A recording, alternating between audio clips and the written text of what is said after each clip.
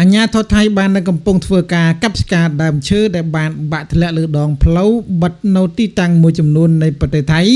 ជាពិសេសធ្វើឲ្យមានការកកស្ទះចរាចរណ៍យ៉ាងខ្លាំងផងដែរបន្ទាប់ពីមេឃធ្លាក់ភ្លៀងខ្លាំងខ្យល់កន្ត្រាក់បកអនុញ្ញាតគោរពជម្រាបសួរពុកម៉ែបងប្អូនទាំងអស់គ្នាសូមស្វាគមន៍មកកាន់គំនិត News សម្រាប់ព័ត៌មាននៅយប់ថ្ងៃទី18ខែមិថុនាឆ្នាំ2026នេះខ្ញុំមានព័ត៌មានថ្មីពាក់ព័ន្ធទៅនឹងករណីគ្រោះនៅប្រទេសថៃបាទអញ្ចឹងយើងឃើញថាពេលនេះកំពុងតែរៀងវឹកវរទៅចែបាទ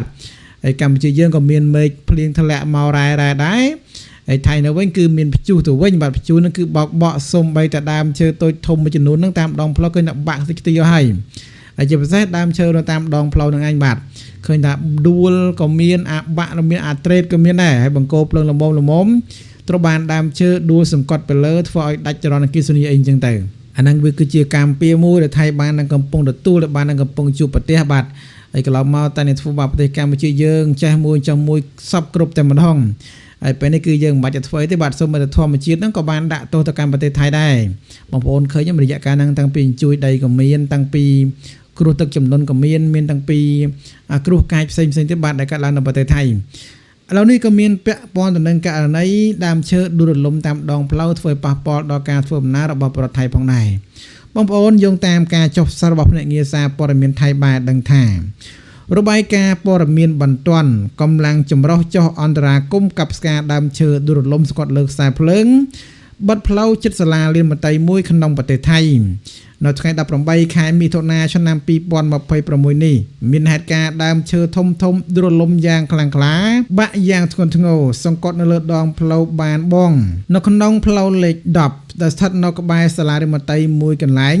ដើមឈើដែលដួលរលំនោះគឺបាក់សង្កត់នៅលើដងផ្លូវនិងបណ្ដាញអគ្គិសនីដែលបានដេកកាត់ទៅទាំងផ្លូវបង្កជាការកកស្ទះចរាចរណ៍យ៉ាងខ្លាំងក៏ដូចជាបង្កជាឧបសគ្គរារាំង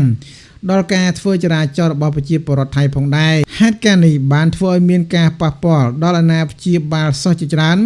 ដែលមិនអាចធ្វើដំណើរទៅទទួលយកបុត្រធីតារបស់ពួកគេត្រឡប់មកផ្ទះវិញបានឡើយក្រោយទៅបានសេចក្តីរាយការណ៍នេះអាជ្ញាធរមានសមត្ថកិច្ចនិងមន្ត្រីមូលដ្ឋានចម្រុះ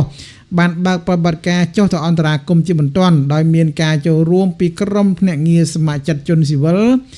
ដែនដីផ្សេងបាននាំគ្នាចុះទៅជួយមន្ត្រីជំនាញមកពីការិយាល័យខណ្ឌបាងបននិងមន្ត្រីបុគ្គលិកបង្ការពលរដ្ឋគីភ័យព្រមទាំងមន្ត្រីផ្នែកសង្គ្រោះបន្ទាន់បានចុះទៅដល់ទីតាំងនោះផងដែរមន្ត្រីបច្ចេកទេសមកពីភ្នាក់ងារអាជ្ញាធរអគ្គិសនីបានចុះដល់ទីតាំងនោះផងដែរយ៉ាងណាកងកម្លាំងចម្រុះទាំងអស់រួមសហការគ្នាជាមួយរថយន្តក៏ដូចជាគ្រឿងចក្របានទៅដល់ទីតាំងនោះដើម្បីធ្វើការកាប់ស្ការ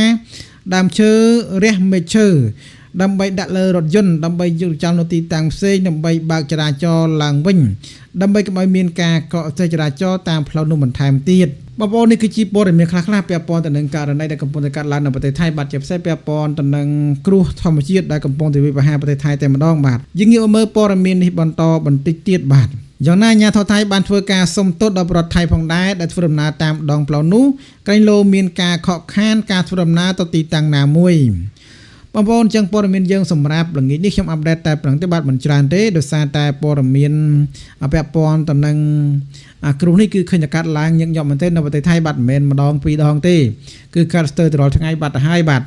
ហើយថ្ងៃហ្នឹងក៏មានករណីបាក់ដងផ្លូវសំទោសបាក់ដើមឈើស្គាល់ទៅដងផ្លូវក៏ដូចជាមានព័ត៌មានពាក់ព័ន្ធទៅនឹងករណីខ្យល់ព្យុះខ្យល់កន្ត្រាក់ខ្លាំងផងដែរបាទហើយកន្លែងខ្លះក៏បានរបាក់រប៉ាត់បាយអីចឹងទៅបងប្អូនចឹងព័ត៌មាននេះមានបណ្ដាចុះអរគុណច្រើនសូមគោរពលាជួបគ្នានៅវីដេអូក្រោយៗទៀតបាទ